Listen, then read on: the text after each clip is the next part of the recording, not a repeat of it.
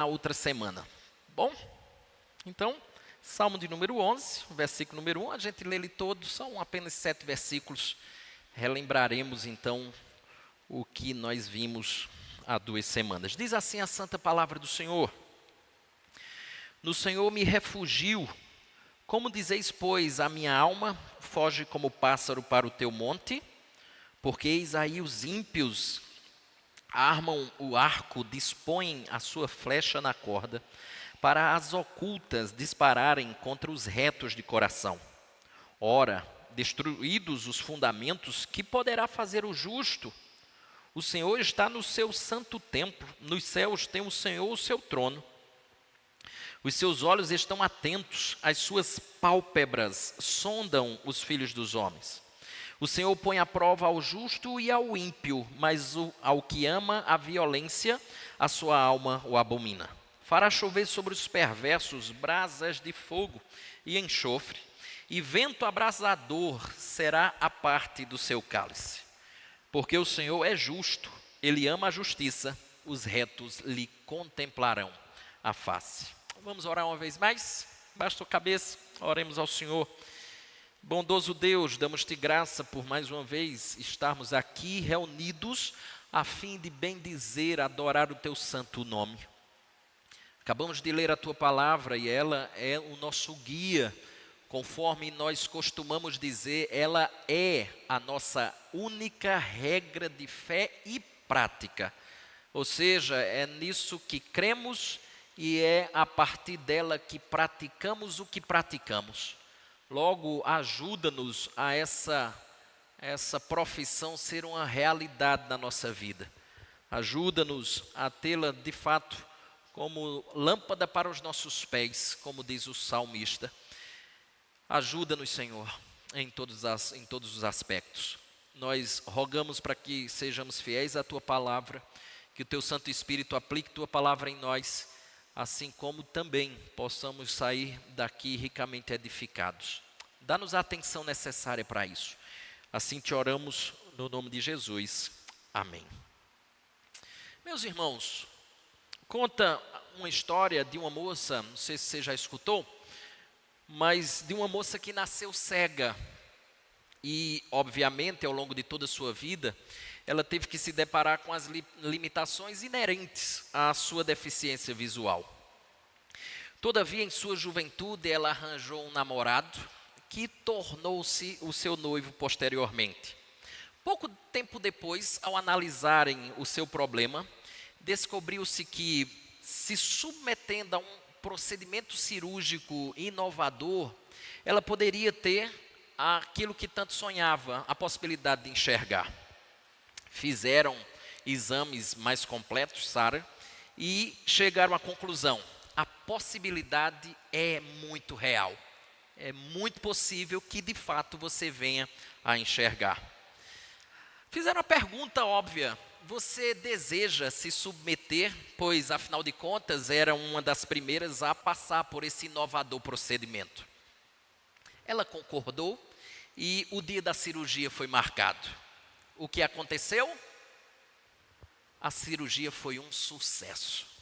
Os médicos recomendaram que ela esperasse pelo menos 2 dias para tirar os tampões dos olhos. E, de fato, passaram os 2 dias e, para a surpresa de todos, familiares, os médicos que estavam ali próximos, ela não quis tirar os tampões dos olhos no período que fora estabelecido pelos médicos. E todos estavam ali muito curiosos para saber por que realmente ela não queria tirar, porque era o grande sonho da vida dela enxergar. Lhe questionaram então por que ela não desejava tirar no prazo estabelecido pelos médicos, já que o grande sonho dela era enxergar. E ela disse: o motivo pelo qual eu não quero tirar os tampões dos meus olhos é... tararã. O tararã eu vou dizer no fim do sermão. Pode ser? Eu nunca mais tinha feito isso com vocês, né? Deixar vocês curiosos, assim, tal. Pois é, vou dizer no fim, o motivo tem tudo a ver com o que a gente vai pensar hoje. Meus irmãos, estudiosos dizem que esse salmo especificamente ele foi escrito quando houve quando aumentou a tensão entre Davi e Saul. Saul, você lembra bem que foi rejeitado por Deus, porém depois de ele ficar consciente disso, sabendo que Davi assumiria o trono, uma vez que Davi foi o escolhido por Deus, ele começa a ficar meio que chateado com Davi. Na verdade, Davi não tinha nada a ver, foi Deus que rejeitou Saul, foi Deus que escolheu Davi, mas ele não contou conversa, ele simplesmente ficou chateado com Davi e começou esse clima de animosidade com Davi a aumentar cada vez mais. Portanto, a tensão começou a aumentar e dizem que foi exatamente nesse período em que a temperatura entre Davi e Saul aumentou que o salmo acabou sendo escrito. Nós já vimos do verso 1 a verso 4, e hoje veremos do verso 1 ao verso 7. Portanto, chama a sua atenção, como intitulamos esse nosso sermão de O Senhor, eu entendo que o Senhor, ele se expressa nesses 3 versículos de algumas maneiras. E veremos pelo menos 3 delas a cada versículo posto. Então, o primeiro deles é exatamente dizer que o Senhor, isso aqui que o Senhor ama o justo, porque no momento em que a temperatura sobe, em que a tensão aumenta na nossa vida, a gente fica meio que assim, né? Senhor, o que é que está acontecendo? Será que o Senhor está meio assim comigo? Mudou? A gente faz quase que aquela brincadeira que fazíamos quando criança, arrancava uma flor e ficava bem me quer, mal me quer, bem me quer, mal me quer, como se horas o Senhor bem me quer, mas tem horas que o Senhor mal me quer. Ele ama o justo. Ele ama o justo. Independente se o puxão de orelha ou o puxão da pétala doer mais um pouco, ele continua amando o justo. Verso número 5, me acompanhe por favor, diz assim: o Senhor põe à prova ao justo e ao ímpio, mas ao que ama a violência, a sua alma o abomina. Veja, isso é muito interessante. Veja que o texto está dizendo que o Senhor não abomina o justo, mas ele prova o justo. Verso número 5. E ao longo da escritura nós vamos vendo que Deus prova o justo porque aperfeiçoa o justo. Portanto, ele nos prova para que nós sejamos aperfeiçoados por eles. Então, nenhum de nós, filhos de Deus, escaparemos do que ele está chamando aqui de provações, Andresa. Afinal de contas, a gente já viu isso em Romanos capítulo número 8. Todas as coisas cooperam para o bem daqueles que amam a Deus. E sabe qual é a palavra todas lá no grego, no Novo Testamento, Romanos 8? Todas. Todas. Absolutamente todas as coisas, raios. Todas as coisas cooperarão. Verso 29, ele diz para que sejamos a imagem do seu Filho Jesus Cristo. Estava conversando há pouco com uma pessoa exatamente lembrando dessa perspectiva. Todas as coisas cooperam e é como se uma mão invisível de Deus estivesse atuando nas experiências que passando, forjando-nos a imagem do seu Filho Jesus Cristo. É por isso que muitas vezes a gente passa por coisas ruins. É a mão forjando o nosso caráter, forjando a nossa vida. Veja, alguém já disse que as provações são o canal de muitas bênçãos. Já escutou isso?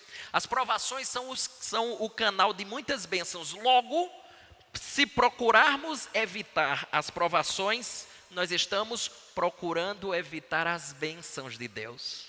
E, meus irmãos, certa vez, William Cowper, um anglicano inglês do século XVIII, ele escreveu algo muito precioso sobre provações. Era um homem que foi muito provado por Deus. Ele escreveu músicas, ele escreveu muita poesia. Tem um livro escrito pelo pastor John Piper, chamado O Sorriso Escondido de Deus. É um livro que trata um pouco da biografia de 3 homens. Se eu não me engano, John Bunyan, que ficou preso ao longo de um bom tempo, enquanto sua filha padecia em casa, que era cega. William Cowper, que era alguém que sofria de depressão e que escreveu muita poesia e muita canção. e um terceiro que era o David Brainerd, que foi alguém que no fim de vida, aos 29 anos, acabou falecendo, se eu não me engano, de tuberculose. William Cooper foi um anglicano do século XVIII, ele escreveu algo muito precioso. Eu estou falando de alguém que passou por muitas provações. Então escute o que ele disse assim, coloquei aí para a gente, ele disse: a minha felicidade, olha como ele começa, olha só. A minha felicidade na terra é não viver sem a cruz. Se eu viver sem a cruz, não há felicidade verdadeira. Então, a minha felicidade é não viver sem a cruz. É viver com ela, porque eu sei que a felicidade está exatamente nela. O poder do Salvador sabe santificar toda perda. Ele diz mais, ele diz assim: as provações tornam as promessas doces, as provações dão nova vida à oração, as provações me levam aos pés dele, humilham-me e me mantêm ali. Não tivesse eu provações no mundo, nem castigos pelo caminho, eu não poderia com razão ter medo e sofreria um naufrágio.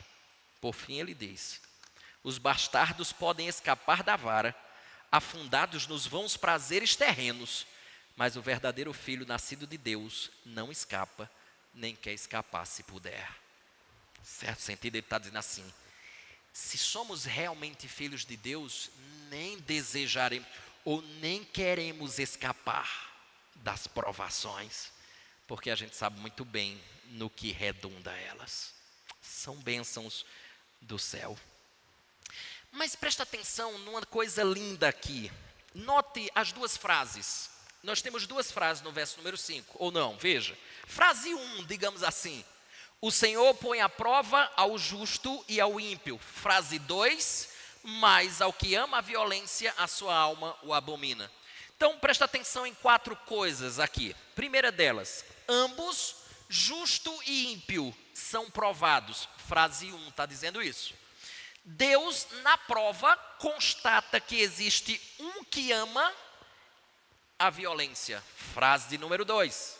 Terceiro, este que ama a violência é uma referência ao ímpio, porque essa não é uma característica do justo. Então, o que ama a violência é o ímpio. Terceira coisa. Quarta e última é que Deus abomina o ímpio. Todas essas verdades estão aqui impressas. Agora presta atenção numa coisa interessante. A palavra abominar aqui é uma palavra muito forte, é uma palavra hebraica que significa ódio. É exatamente, a nossa está abominar, mas aqui poderia ser traduzido por ódio. E, como diz o dicionário, o ódio é um sentimento de intensa animosidade relativa a alguém, gerada ou motivada por uma ofensa. Então presta atenção, Deus abomina o ímpio, Deus odeia o ímpio, essa é a palavra aqui utilizada.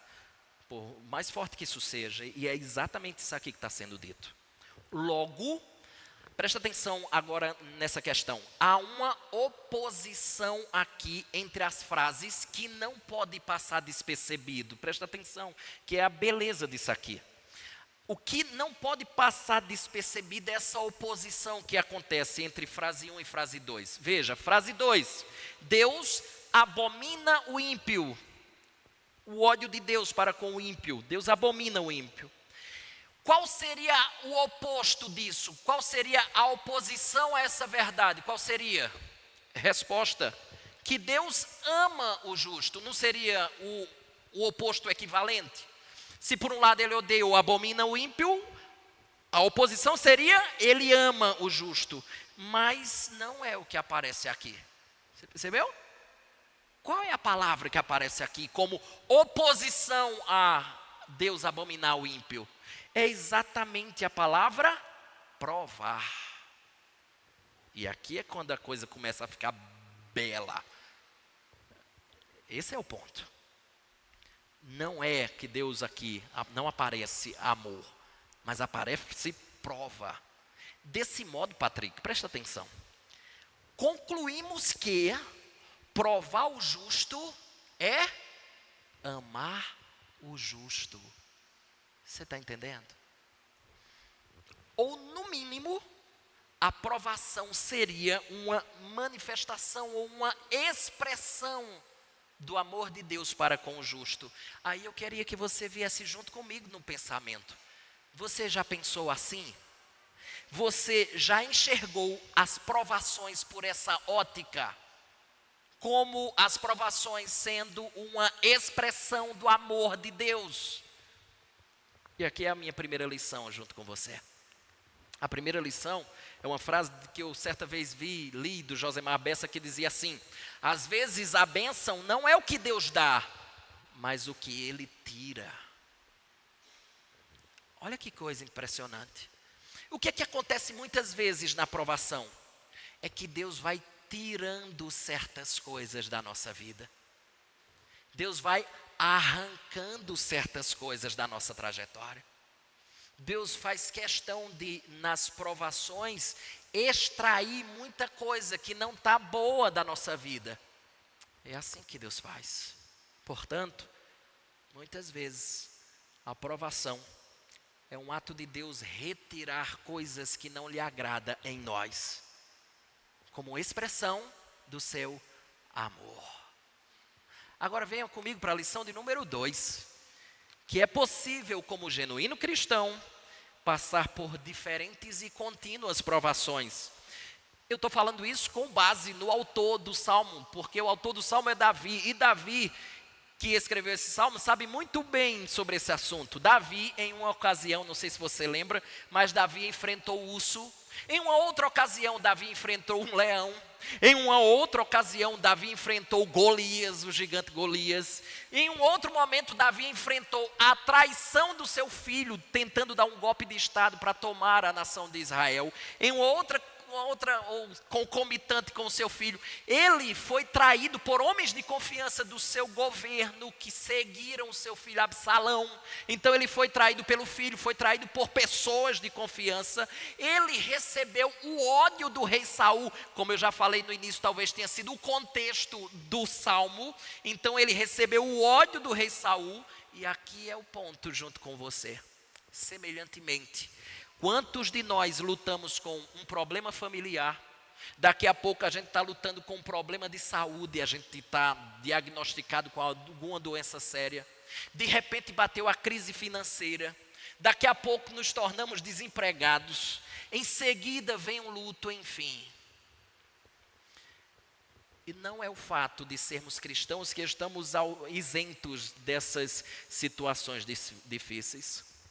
Mas presta atenção e nunca esqueça disso que eu quero dizer para você. É que quando nós confiamos no Senhor em meio às dificuldades da vida, nossas tribulações, elas trabalham a nosso favor, nunca contra nós. Eu vou repetir para você.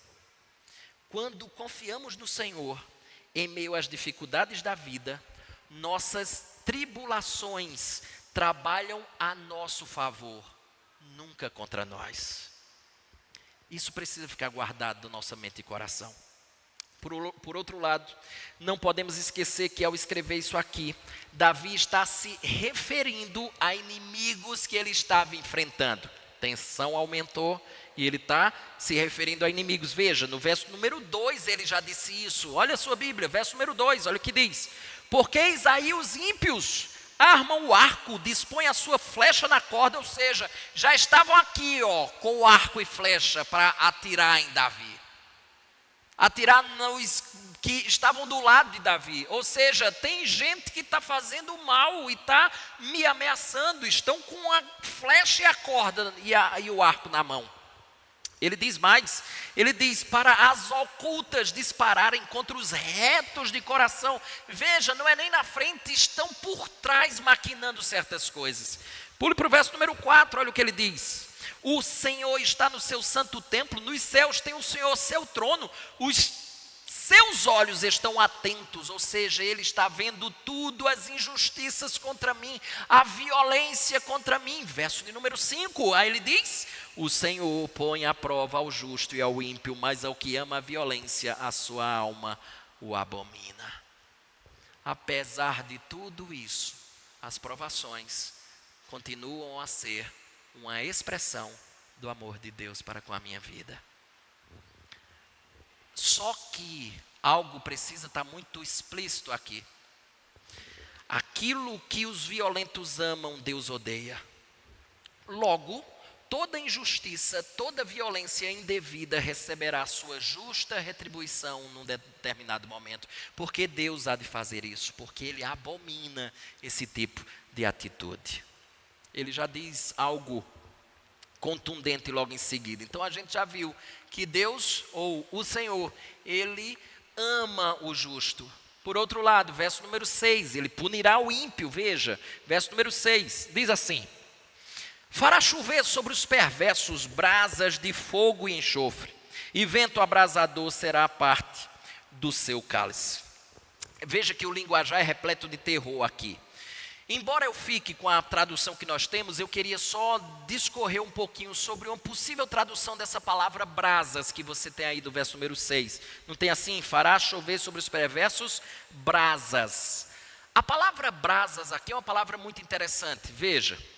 É uma palavra hebraica que significa laço, armadilha, armadilha para pássaros. Esse é um dos significados da palavra brasas aqui. Armadilha para pássaro literalmente é a palavra que é utilizada muitas vezes. Outro significado para brasas aqui é o de calamidades. Por isso a nossa tradução vem fogo. Brasas de fogo. Por isso que aí, por vir essa expressão, aí vem brasas. Porque calamidade é uma tradução correta a ela. Uma outra tradução seria lâmina de metal. Ou seja, ela corta. Mas eu queria discorrer com você com armadilha, a tradução armadilha. Então presta atenção. A mesma chuva que pode ser uma grande bênção para plantação, açude e água para consumo, ela também pode ser um desastre quando ela traz inundações, desmoronamentos, mortes. Logo, o ensino pode ser aqui, se a palavra é armadilha, verso número 6, fará chover sobre os perversos armadilhas. Então, se essa pode ser a tradução aqui, preste bem atenção. O ensino que Davi está tentando nos trazer aqui é de que em vida, preste atenção, muitas coisas podem se tornar o quê? Uma armadilha para mim e para você. Ou, no caso aqui, para o perverso. Embora todos nós, eu digo para mim e para você, porque todos nós nos deparamos com situações desse tipo em várias circunstâncias da nossa vida. Quantos de nós já não passamos algumas situações e dissemos assim, nossa, isso aqui foi um problema. Eu particularmente penso que aqui foi que surgiu aquele famoso meme, chuta que é laço, chuta que é armadilha. Então aqui é essa concepção. Sendo assim, preste atenção, algo interessante nos está sendo ensinado com essa ideia. Olha só que coisa interessante. Quando Deus espalha coisas desejáveis desse mundo, coisas desejáveis, leia-se riqueza, honra, status, sucesso, realizações, Ele pode estar chovendo laços, Ele pode estar chovendo armadilhas sobre eles. Óbvio que, como eu falei no início aqui, do verso número 6, que isto pode ser uma grande bênção, especialmente quando a gente entende isso para a glória de Deus, mas isso pode ser uma grande bênção. A gente já falou, né? Que grande bênção é semelhante à chuva. Ela pode ser uma grande bênção para algumas situações, ela pode ser uma grande tragédia para outra. Portanto, para alguns pode ser uma grande bênção, para outros pode ser um grande desastre. E lembre-se, eu estou falando de coisas que são desejáveis, riqueza, honra, sucesso, status, conquistas, realizações, pode ser uma grande bênção para algumas pessoas, especialmente quando ela entende que essas coisas são para a glória de Deus, mas também pode ser uma tragédia para outras pessoas. Por quê? Porque isso pode aguçar arrogância, prepotência, orgulho, vanglória, autoritarismo, independência, desprezo, desrespeito pelo próximo e por uma série de outras coisas. E é aqui, irmãos, que a gente pode elaborar, ou pelo menos pensar, que a Escritura está estabelecendo um conceito muito importante para mim e para você, um conceito do que realmente é bom para mim e para você nessa vida. E aí eu queria explicar esse provável conceito que é aqui com essa passagem de Lucas capítulo 16. Então venha comigo, Lucas capítulo 16, verso número 19, que é a famosa parábola do rico e Lázaro. Parábola do rico e Lázaro. Lucas capítulo 16, verso 19 a 31.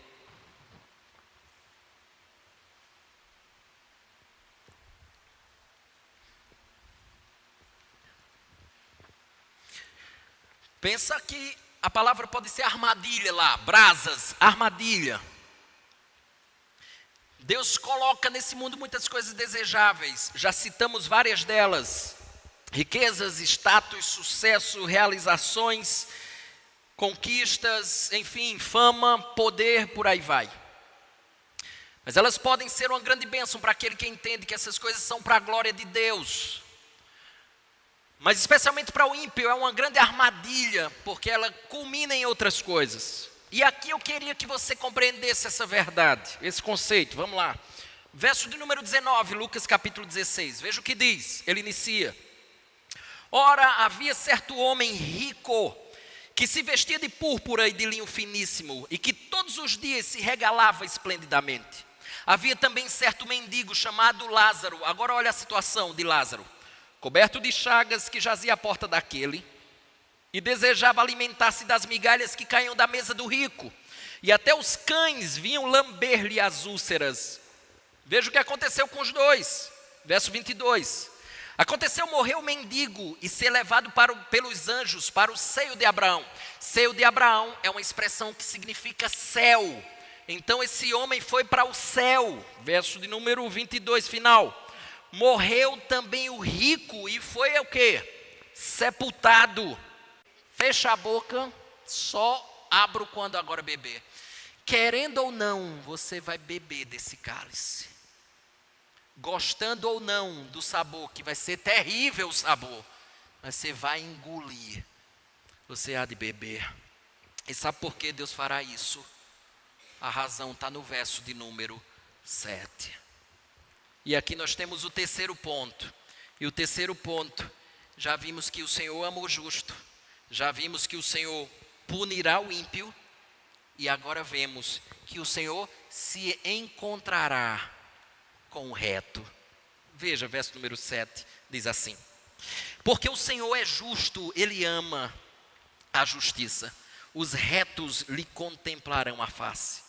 Note que o Salmo se abre e fecha com uma nota de extrema confiança. Verso do número 1, ele abriu as cortinas do Salmo dizendo que no Senhor me refugio.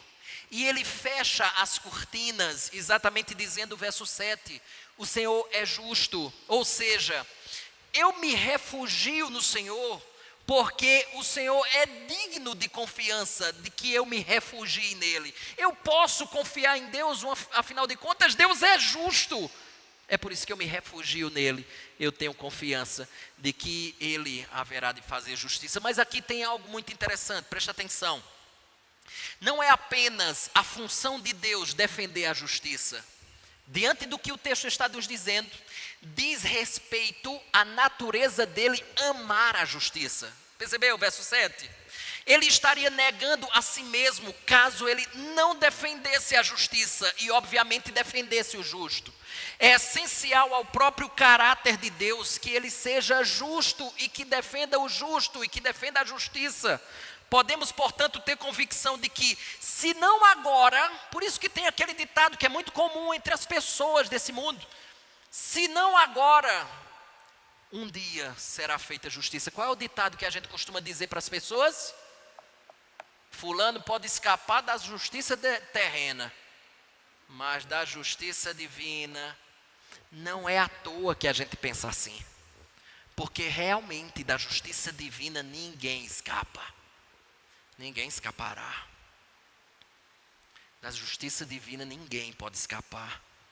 Por isso que esse texto, ele está dizendo claramente, eu me refugio no Senhor, porque embora eu padeça injustiças nesse mundo, um dia se fará justiça. E a gente sabe que Deus já faz justiça hoje, mas de forma definitiva Ele fará justiça no fim da história. Chamo sua atenção para o final do verso 7, quando ele diz assim, e aqui talvez seja a cereja do nosso bolo, porque o texto diz, porque o Senhor é justo, Ele ama a justiça. O final ele diz, os retos lhe contemplarão a face. Eu queria só abordar um outro sentido, que seria essa tradução aqui, ó. Essa tradução, não saiu lá, mas a tradução seria o seguinte, a tradução seria, a sua face contempla os justos. É uma possibilidade de tradução aqui, a parte final do verso de número 7. A sua face contempla os justos, porque é aquela ideia que a gente trabalhou no início. Às vezes a gente fica bem me quer, mal me quer, parece que Deus não está me vendo, parece que Deus não me enxerga, parece que Deus não vê essa situação. O que é que o texto está dizendo, dona Claudina? A sua face contempla os justos. É que na visão de Deus, não há nenhum obstáculo, nenhum ponto cego que impeça de Ele me enxergar, assim como tudo que me cerca aqui nessa terra. Porque a sua face contempla os justos. E aqui eu acho que as duas traduções, elas podem ser juntadas aqui. Tanto essa perspectiva de que a face de Deus está contemplando os justos, mas que também, exatamente como está a nossa tradução aqui, verso número 7, os retos lhe contemplarão a face. Ou seja, por um lado, a face do justo Deus contempla. A face do justo Deus está enxergando, Deus nos vê, nós não passamos despercebidos. Seus filhos são enxergados por Ele. E isso significa que não há por que ficarmos preocupados com as injustiças ou situações difíceis que nós atravessamos nessa vida. Porque se Deus está me enxergando, acabou. Não tem por que mais ter aflição. Porque eu e você não estamos fora do radar do cuidado divino. Uma vez que Deus está com o rosto sempre voltado para nós. Porém, se a tradução é mantida, como a gente está lendo aqui, os retos lhe contemplarão a face. Eu acho que isso aqui é uma das coisas mais lindas que o Salmo e que a vida cristã nos proporcionará. O que ele está dizendo? É que um dia nós veremos o Rei. É que nós atravessaremos os vales mais sombrios dessa vida. É que nós atravessaremos as injustiças mais dolorosas da nossa trajetória. É que nós nos depararemos com as traições mais doloridas da nossa vida. É que nós passaremos as angústias mais terríveis da nossa existência. Mas o fim compensará cada experiência que vivemos aqui nessa terra. Porque no fim contemplaremos a face que tanto desejávamos contemplar. É verdade que a expressão contemplar a face, ela também significa exatamente isso, ter acesso à pessoa. Então, quando na escritura você lê assim, contemplar a face, às vezes era o entendimento, ter acesso a determinada pessoa. Seja uma coisa ou outra, as duas culminam em algo. Nós teremos acesso à pessoa do Rei. E tendo acesso à pessoa do Rei, contemplaremos a sua bela face. Meus irmãos, me permita concluir dizendo, lembra da moça que nasceu cega, que na sua juventude arrumou um namorado, noivou. Depois de analisarem os seus exames, havia um procedimento inovador cirúrgico que ela poderia chegar a enxergar. Lembra que a cirurgia foi um sucesso, os médicos estabeleceram que só depois de 2 dias ela tiraria os tampões. E que ela simplesmente disse que tinha um motivo pelo qual não ia tirar os tampões. E o motivo é que ela estava há 1 semana do casamento. Ela ia casar com aquele rapaz. E conta a história que ela comoveu médicos e todos os familiares que estavam loucos para saber se ela realmente ia enxergar.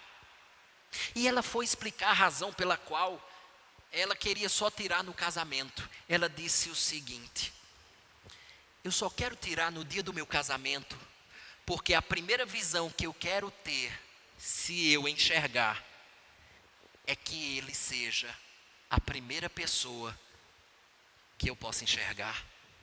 Porque eu quero ver a sua beleza, eu quero ver os seus traços, eu quero ver a quem tanto eu amei e a quem tanto me amou. Chegou o dia mais esperado, o dia mais aguardado de todos, em todos os sentidos. Chegou o dia do casamento, chegou o dia de ver o noivo. Todos os convidados estavam ansiosos, Vinícius, para ver aquela cena única. A noiva, enfim, está na porta da igreja. Dan, dan, dan, dan. Os convidados ficam de pé. Aqueles que conseguiam, porque a emoção estava tomando conta de todos que ali se faziam presentes. As portas da igreja se abrem. A noiva entra. O noivo está lá na frente aguardando a sua chegada. Ela atravessa o longo corredor. Suspiros, lágrimas já eram ouvidos a cada passo dado. Agora, enfim, ela está diante do noivo. Levanta-se o véu. Os tampões estão lá.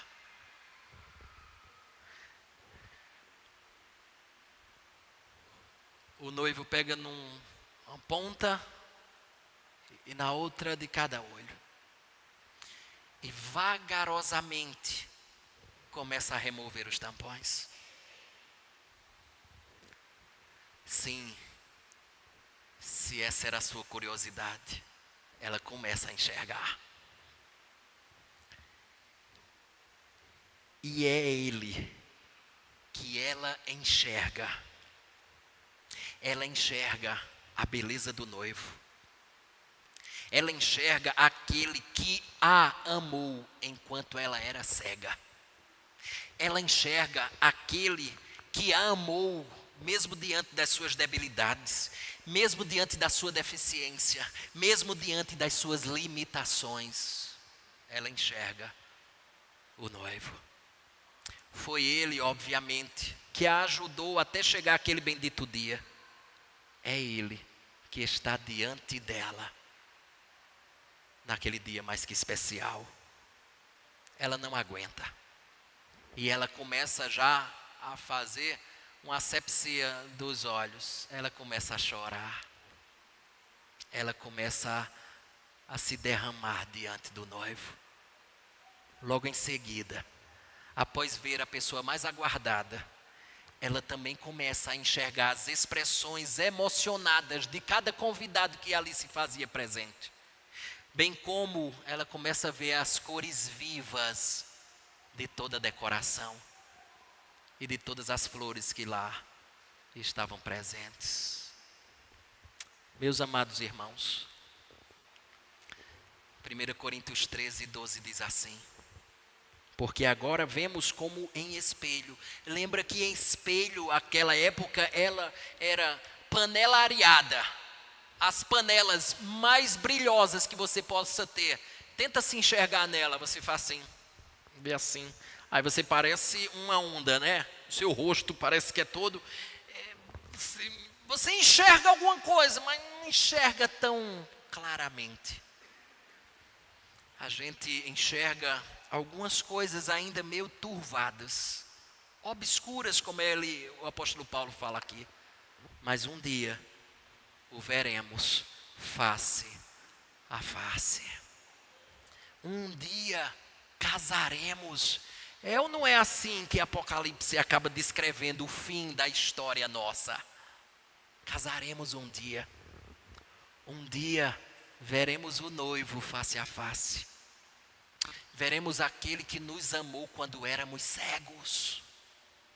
Veremos aquele que nos amou quando nós éramos, Jason, cheios de debilidades, Jardel, cheios de limitações, cheios de deficiências, cheios de pecados, de pensamentos impuros. Um dia veremos aquele que nos amou quando éramos cheios de sujeira. Veremos aquele que nos amou e que nos fez chegar até o dia do casamento. Verei. Um dia eu verei Jesus. E lá toda justiça será feita. Depois de vê-lo, eu verei também a face e a fisionomia dos convidados para a festa. E também terei a oportunidade de contemplar toda a beleza do local onde viveremos para todo sempre. Minha última palavra para você é: não há por que desanimar nem tampouco desistir. O final da história é belo demais para ficarmos no meio do caminho, resmungando ou reclamando de algo que porventura pareceu ser ruim, mas por algo extraordinário do divino, do Deus eterno, me aproximou dele. E a gente aprendeu hoje que tudo que me aproxima dele, mesmo que aparente ser ruim, sempre será bom. O fim valerá a pena. Eu verei, como diz a canção, verei Jesus em toda a sua glória, em toda a sua luz. Vamos baixar nossa cabeça. Bendito Deus.